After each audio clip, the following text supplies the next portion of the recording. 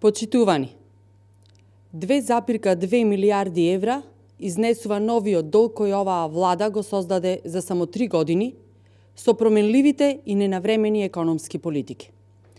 Во претходните 2 години кумулираа 1,6 милиарди евра нов јавен долг кој ќе се зголеми со ново задолжување од 600 милиони евра за оваа година. Покрај големата оптовареност за отплаќање на јавниот долг секојдневно, товарот создаден од неодговорните и неуспешни политики на оваа влада ќе го носат и идните генерации. Ваквото расипништво ќе ни чини многу скапо уште многу години пред нас. Растот на јавниот долг секогаш треба да биде предмет на критика, но доколку споредуваме, може лесно да се увиди кој какви политики спроведувал.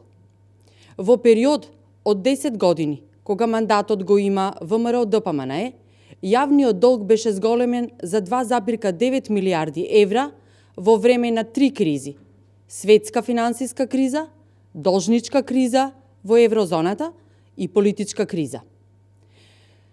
Сегашнава влада остварува рекорди единствено во најлоши рейтинзи во економските извештаи и има катастрофални резултати во справување со кризни состојби.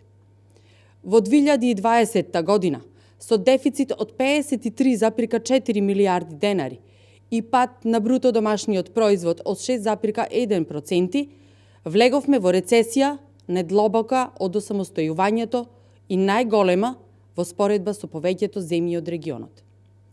Во 2021 година, со дефицит на буџетот од 38,8 милиарди денари и 4% раст на бруто домашниот производ, го доживеавме најлошото остварување во споредба со земјите во регионот. Од почетокот на оваа година до сега имаме дефицит на буџетот од 13 милиарди денари, кој за последниве 26 месеци вкупно изнесува 1,7 милиарди евра, што јасно покажува дека економската криза сериозно го руши економскиот стандард на граѓаните. Дополнително, инфлацијата и нискиот раст водат во ситуација на стагфлација.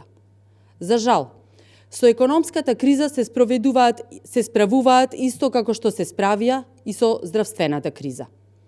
Реализацијата на капиталните расходи е исклучително ниска. Очигледно е дека оваа година, како претходните, кратењето на капиталните расходи заради обезбедување на средства за справување со кризи не може да ја убеди јавноста во искреноста на таа намера, поради секојдневните непродуктивни трошења, непотребните и сомнителни набавки. Доколку издадат нова еврообврзница од 600 милиони евра, вкупниот износ на издадени еврообврзници за мандат на оваа влада ќе биде 2,5 милиарди евра, износ кој што треба да се покрие со идните буџети или пак да се рефинансира. Овој износ е речиси двојно повисок од 1,39 милиарди евра издадени обврзници во мандатот на владата на ВМРО-ДПМНЕ во период од 10 години.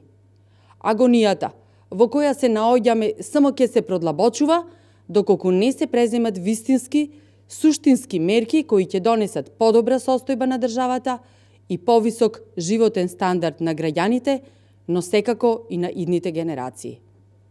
Единствен реален излез се брзи предвремени избори, народот да избере начин за излез од кризата. Секој еден ден минат со СДСМ на власт чини повеќе од брзи предвремени парламентарни избори. Ви благодарам.